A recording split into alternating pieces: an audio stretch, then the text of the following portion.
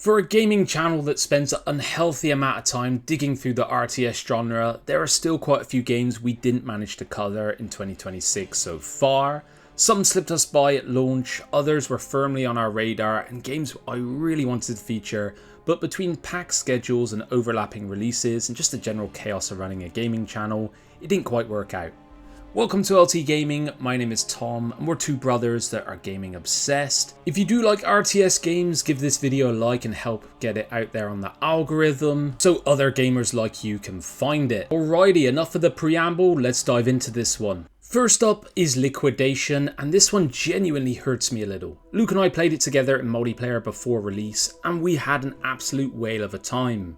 I fully intended to make a proper review for the game, but July was a bit of a mental one for us and the schedule just kinda collapsed on itself and the video never happened.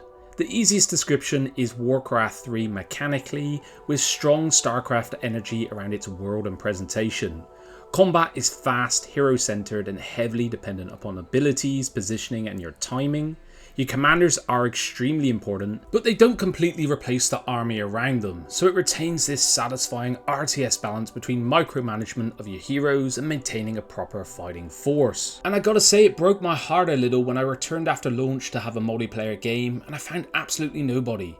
That said, Liquidation is still in early access and there's plenty planned on the roadmap, more campaign content, more factions, additional maps.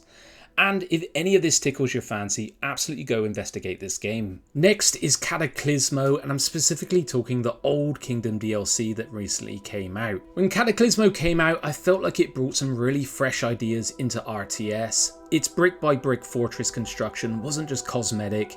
You felt like you designed everything, the firing positions you created, and the inevitable architectural disasters you accidentally engineered all shaped how you survived each night. Now, the Old Kingdom DLC places a broader strategic layer over that excellent tactical base building. You're conquering and developing multiple citadels, moving troops and resources between them all. You unlock new tech and attempt to reinforce whichever settlement is closest to being completely consumed by the mist. I only got 1 or 2 hours with the DLC before it came out, and I felt it simply wasn't enough to fully develop my thoughts or justify a dedicated review. However, I really like the direction, it expands the game meaningfully, and there's a lot to like here as an RTS fan. Drone Sector was supposed to be Luke's review. Unfortunately, it launched during his wedding week, and apparently getting married took priority over this, go figure. But the premise here is excellent. Command small ground squads behind enemy lines while providing close air support from above. Clearing routes, destroying armor, gathering resources, and getting everyone to extraction. Right now, the loop in this game is fairly narrow. Most missions revolve around moving into hostile territory, striking, looting an objective, and then getting out. There's not enough around defensive battles, ambushes, or major assaults yet. But I will say what is already here is quite excellent. The weapons do feel meaningfully different. Vehicles react satisfyingly to heavy fire, and supporting an infantry advance from above with airburst shells is a pretty cool tactical moment. Therefore, this one is more promising foundation than complete recommendation, and I do think there's a lot on the roadmap ahead. Now, not every modern RTS needs to audition for the role of StarCraft with slightly different trousers, and Space Tales borrows some familiar genre foundations but uses them to build something far more relaxed, eccentric, and unmistakably its own. You establish modular colonies, connect power networks, and gather limited resources while preparing your defenses before hostile alien forces arrive. Lovely jubbly. Its presentation is pretty cool, I gotta say. It looks like a colourful mid-century pulp magazine brought to life. Chrome machinery, extravagant monsters, and the kind of heroic space commander who considers a fishbowl as appropriate attire. I haven't had a huge amount of time with the game, but I think it deserves a second look, so one to put on your radar. A quick interruption to say, if you enjoy discovering strategy games or any type of games before they get buried in Steam, give the video a like and consider subscribing to LT Gaming. It helps us keep digging and ensure your wish lists remain deeply unreasonable. Right, back to it. Repterra is probably best described as diplomacy is not an option, or they are billions, except the besieging army is several thousand dinosaurs, and honestly I love this premise. The base building is very satisfying. You have production chains, you expand your power network, and gradually turn a vulnerable settlement into a sprawling fortified colony capable of surviving some enormous attacks. The combination does give it a strong rhythm: build, expand, prepare, and then watch an alarming amount of prehistoric monsters try to tear your defensive line to pieces. I had a bit of frustrations with the unit control, but I don't have a huge amount of time in the game yet.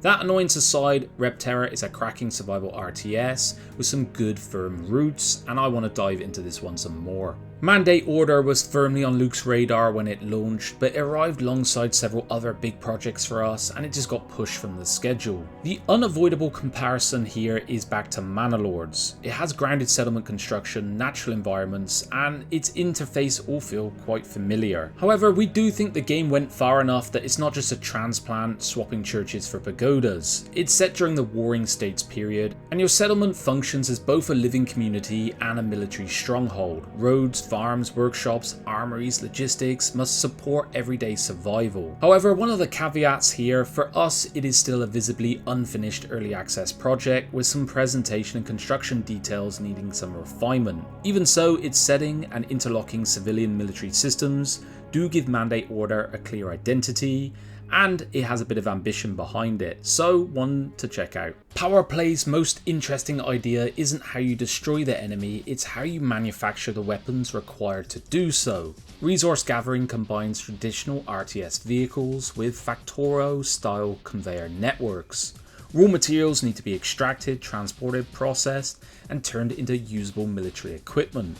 So it means there's a lot of industrial planning here and vulnerable supply lines to boot. I gotta say, combat leans heavily into the classic Command & Conquer nostalgia. You've got land, naval and air forces, you can salvage unwanted structures, and there's a lot of fun to unpack here. However, it is still a very lean early access release. There's only one real faction and a short campaign, but it is reflected in its modest price. I do think this has the bones of a promising RTS, so one to keep tabs on in the future. Machinefall is one of those games whose ambition becomes more impressive once you realise it's built by one dev. You begin this one with scattered survivors, established settlements, and gradually create giant industrial networks capable of supplying enormous armies against swarms of mechanical insects. So scale, scale, scale here. It's particularly appealing if you enjoy constructing big production chains, repeatedly reorganizing, because your earlier perfect design has become absolutely disastrous.